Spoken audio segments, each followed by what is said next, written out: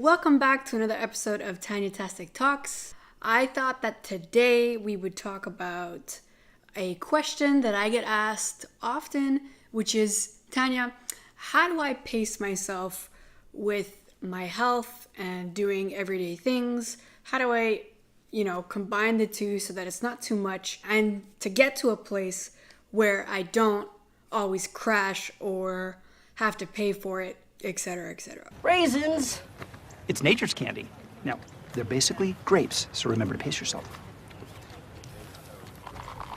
I can't even follow my own advice. Honesty hour here. I am tired today. Last night, I went out and I tried to be in a group setting, which was good. I handled it for about half an hour, but my nervous system kind of got a little too activated, and so I crashed pretty hard. And so today I am just trying to recoup. So things like this happen to me as well. And anytime that you are trying to reintegrate yourself into the normalcy of life, or things that you used to do that you want to try doing again, you will experience some pushback in terms of maybe your body being like, okay, this is a lot right now. What's going on? I haven't done this in a very long time. I haven't been in a group setting for a very long time. I haven't been at a concert for a very long time.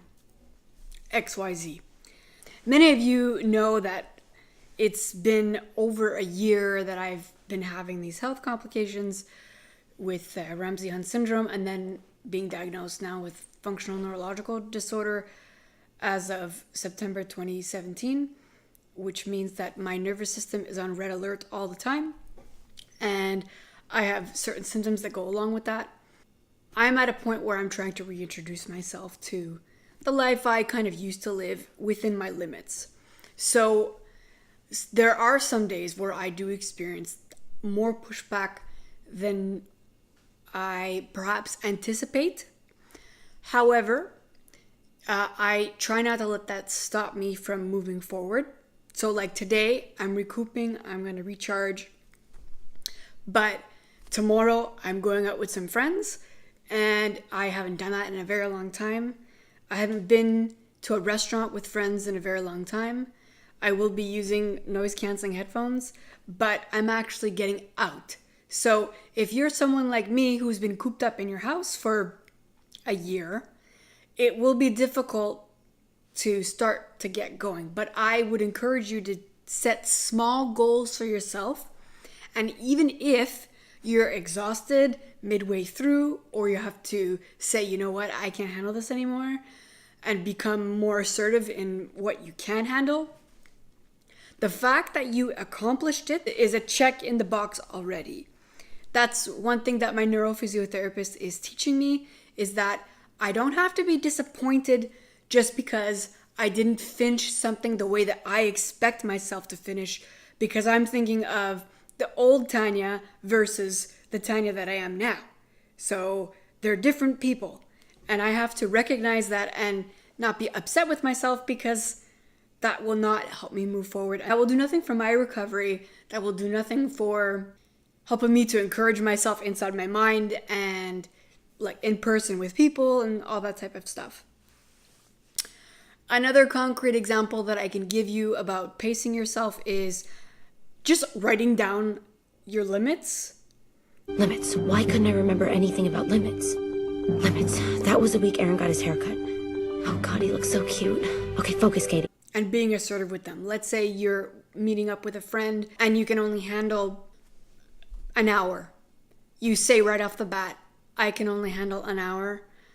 You can frame it like, look, because of where I'm at in my health, I can only handle an hour of talking, and then I get tired, so I'll have to rest. Most people are going to be understanding as to what your limits are. So I would encourage you to write them down and experiment. See what you can handle. Let's say you try going for a walk outside, and the first time you try to do it around the block, you can only take 10 minutes. This used to be me. because my legs would just cramp up. Now I have better tools in place, but I'm able to walk, 20 minutes. I just did that 2 days ago. Walked 20 minutes, started to kind of overheat because it's very hot out here, but I accomplished it. So experimenting, but also working within your limits. Okay, so I forgot something while editing this. Another way that I've experimented is I used to do puzzles because that would help with my hand-eye coordination and helping with my tremors that I experience with my hands. My step up from that was starting YouTube. So see, experimenting and seeing what you can handle has its rewards. So the next step after this, we'll see what it is. But just trying new things, trying different things will always help. Tomorrow I'm experimenting by going out. Saturday, I'll take a walk. I'll try to do 25 minutes, see how that, very small. It's end of July right now. At the beginning of June, I was able to do 55 minutes of walking to an hour. Fine. That now that I'm experimenting with walking at a faster pace and incorporating some like jogging, it's less. But I have room to improve. I have room to move in that. So just because you can do 5 minutes of something doesn't mean anything. The fact that you did it is awesome. Don't get down on yourself in thinking that, oh shoot, I didn't do this thing that I want. I couldn't cook a meal fully, but I was able to cook rice. Well, great, you were able to cook rice. That's awesome. Like, just because you weren't able to cook the chicken that you wanted with it fully or whatever, you had to get help. That's okay. You can try the next time. That's another thing that I would say is that watch your kind of inner self-talk and allow that to be positive, not to the point where like it's fake and like you're saying all these things to yourself to like make you feel better. I'm not talking like that. I'm just saying like you just got to watch what you say to yourself inside your head about yourself. That's one of my biggest things on my channel is if you are talking to yourself like you're not going to be able to do it, that can have an effect on your ability to then accomplish whatever it is that you're trying to set out to do. It's also important though to deal with, the fact that you may be thinking like, I don't know if I can do this, or I'm afraid of what this is going to look like. Again, this idea of thinking too much into the future. If you find yourself thinking too much in the future, scale it back. Focus more on the present and on the now. I know for me that's a difficult thing to do. Perhaps for you it is also difficult to do. If you're able to come to a place where you realize the moment is now, it is what you have, you can plan bits and pieces accordingly. You can manage and assert yourself in situations. Even if you do experience a setback, it doesn't mean that it's a failure. If you're able to manage and unpack some of that negative self-talk inside your mind and replace it with something more realistic and not have too much expectation for yourself, especially if, like, let's say you're a perfectionist like I am. Also, I will be interviewing my neurophysiotherapist, who is an awesome person. If you have questions for him, we will get a chance to look at it and see if there's anything that we can answer. But I will have questions myself from looking at the general community of chronic illness and stuff like that and seeing what we can glean from him. If you have any other requests for videos, please let me know. This is what I'm here for. I'm here to help all of us and help myself. If you like this video, then please give it a like. If you thought it was helpful, that would be helpful for me.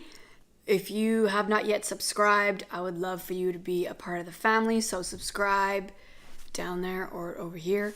And if you have yet to uncover my life and who I am and the health issues that I've had to go through and am currently still journeying through, then click videos or click Tanytastic Talks and you'll get to see all the videos that I have made.